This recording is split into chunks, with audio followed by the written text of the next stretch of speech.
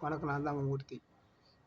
அதாவது இந்த காலத்தில் எப்படின்னு கேட்டிங்கன்னா, பட் முன்னாடி ஒரு 20 காலத்துக்கு 20 காலம் 30 காலத்துக்கு 25 காலத்துக்கு முன்னாடிலாம் மனிதர்கள தான் நினைச்சாங்க. ஆனா இந்த காலம் இப்ப இப்ப என்னன்னு கேட்டிங்கன்னா, காச தான் பெருசா நினைக்கிறாங்க. என்ன நினைக்கிறாங்க? காசு தான் பெருசா நினைக்கிறாங்க. அதாவது காசு பெருசு நினைக்கிறது ஒரு பக்கம் இருந்தாலும், அதாவது காசு வேணும் தான். அவசியம் காசு இல்லாம ஒண்ணும் வாழ முடியாது. ஓகே தான். ஆனா வாழ்க்கையே காசா இருக்கக்கூடாதுல்ல. அது காசு வேணும் தான். காசு வேண்டான்னு சொல்லல. காசு இருந்தா தான் ஒரு பொருள் வாங்க முடியும். காசு இருந்தா தான் சாப்பிட முடியும். காசு இருந்தா தான் எதுவும் வாங்க முடியும். தெரியும். அப்ப காசு தேவை தான். ஆனா வாழ்க்கையே காசாயிடக்கூடாது. அப்ப வாழ்க்கையே காசா இருந்தா, உங்களுக்கு நிம்மதி இல்லாம போயிடும். என்ன செய்யும்? நிம்மதி இல்லாம போயிடும். காசுன்னு நிம்மதி இல்லாம போயிடும். அப்ப வாழ்க்கையில ஒரு மனிதன் பிறந்து சாவுறோம். அதாவது பிறந்து பிறந்து திரும்ப பிறந்து செத்தா அது என்ன இருக்கு அர்த்தம்? அதுக்கு வாழ்றதுக்கு அர்த்தம் கிடையாது. அதாவது ஒரு மனிதன் பிறந்தா, இந்த பிறவியிலே நமக்கு சொர்க்கத்துக்கு போறதுக்கு வழி தேடணும். என்ன செய்யணும்? சொர்க்கத்துக்கு போறதுக்கு வழி தேடணும். அடுத்த பிறவி என்ன பிறவின்னு உனக்கே தெரியாது. இந்த மனிதனா பிறப்பியா?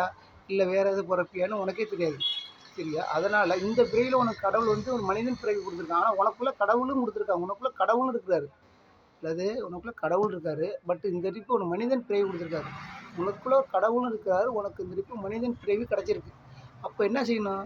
அப்ப நம்ம இந்த பிறவியிலேயே நம்ம கடவுள இறை சொர்க்கத்துக்கு போறதுக்கு வழி தேடணும். ஆனா நெறைய பேர் நினைக்கலாம். இது அவரு சொர்க்கத்துக்கு போயிட்டாருங்க. செத்தாரு. அதாவதுன்னா அப்போ நான் இது சொர்க்கத்துக்கு நேத்து செத்தாருங்க. நல்ல நாளுங்க. நல்லா புதன்கிழமை செத்தாரு. சொர்க்கத்துக்கு போயிட்டாரு அப்படிம்பான். அவரு சொர்க்கத்துக்கும் போக முடியாது. நீ நரகத்துக்கும் போக முடியாது. எங்கேயுமே போக முடியாது. இங்கேயே தான் சுத்திட்டு கிடக்கணும். ஏன்னா சொல்லலாம் சொர்க்கத்துக்குன்னு போகணும்னா சில விஷயம் இருக்கு. சொர்க்கத்துக்கு போகணும்னா சில விஷயம் இருக்கு. அத சொல்றேன், யாரும் தப்பா நினைக்காதீங்க. அதாவது கொஞ்சம் தப்பான விஷயம் தான் சொல்லுவேன். தப்பான விஷயம் மனசுல தப்பா நீங்க இருக்கக்கூடாது. சரிங்க? தப்பான விஷயம் தான் சொல்லுவேன்.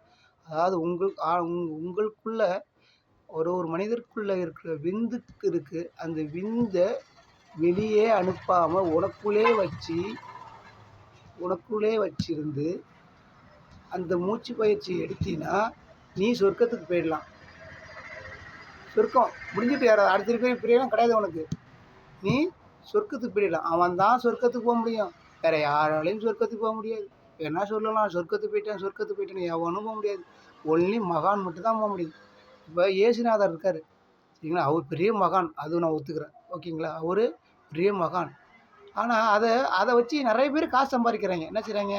அவர வச்சு நெறைய பேர் காசு சம்பாதிக்கிறாங்க. என்ன செய்றாங்கன்னா, அவர் ஒரு மகான் அவ்வளோ. ஆனா ஒண்ணு ஒத்துக்கிறேன். அவர வச்சு நெறைய பேர் காசு சம்பாதிக்கிறாங்க. ஆனா அது தப்பு. பெரிய பாவம். அது பெரிய பாவம்னு தெரிய மாட்டேங்குது யாருக்கும். அதாவது அவர் ஒரு மகான். ஆனா அவர் இறந்தப்ப என்ன சொல்றாரு? "இறைவா ஏன் என்னை கைவிட்டாய்ன்னு" கேட்கிறாரு. என்ன கேட்கிறார்? "இறைவா ஏன் என்னை கைவிட்டாய்?" அப்படின்னு கேட்கிறார். அப்ப என்ன அர்த்தம்? எனக்கு மேல இறைவன் இருக்கான்னு அவரே சொல்லிட்டாரு. அவரு ஒரு மகான் தான். அத ஒரு வருஷத்துக்கு 5 மகான மேலேருந்து அனுப்புவாங்க. வருஷத்துக்கு 5 மகான் அனுப்புவாங்க. அதுல இவரு ஒரு மகான் வந்தாரு. சரிங்களா? வந்தாரு. அவர் பணிய முடிச்சாரு, போயிட்டாரு. அவரு செஞ்ச பாவத்துக்கு துன்பப்பட்டு போயிட்டாருன்னு வச்சுக்கங்க. ஒரு போயிட்டாரு. அவ்வளோ முடிஞ்சுட்டு. அதோட சரி. அவரு ஒரு மகான் அவ்வளோதான். அவரு கடவுள் கிடையாது. அவரு இறைவன் கிடையாது.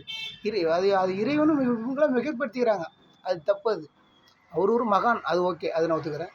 அவரு ஒரு மகான். அவர் கும்பிடலாம். அவர் கும்பிட்டீங்கன்னா, அவருக்கு நல்ல அவரால ஒரு ஆசீர்வாதம் கிடைக்கும். அவரு இப்ப இந்த சாய்பாபா, அப்புறம் சத்குரு இருக்காரு அவரு.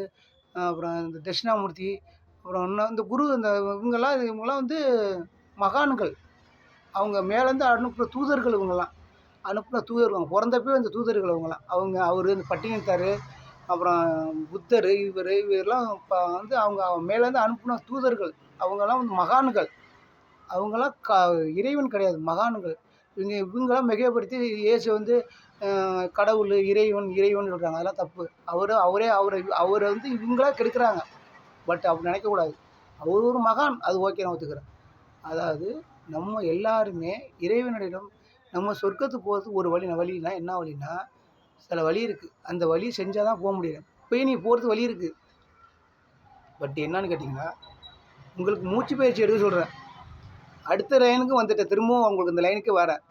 மூச்சு பயிற்சி எடுக்க சொல்றது என்னன்னு கேட்டீங்கன்னா, உங்களுக்கு மூச்சு பயிற்சி எடுக்கும்போது, இந்த வழியா போற மூச்சு, இப்படி போற மூச்சு திரும்பி ரிட்டர்ன் இந்த வழியா பேக் சரியா இங்க வந்துரும். இங்க வந்தவுடனே நீங்கள் முத்தி அடைந்திருக்கிறீங்க. அப்போ என்ன ஆகுது? முத்தி அடைஞ்சிறீங்க. அப்போ இங்கே வந்தோன்னே என்ன ஆகுது? உங்களுக்கு காட்சி கிடைக்குது. உங்களோட ஆன்மாவை பார்க்குறீங்க. உங்களுடைய ஆன்மாவை பார்க்க முடியும்.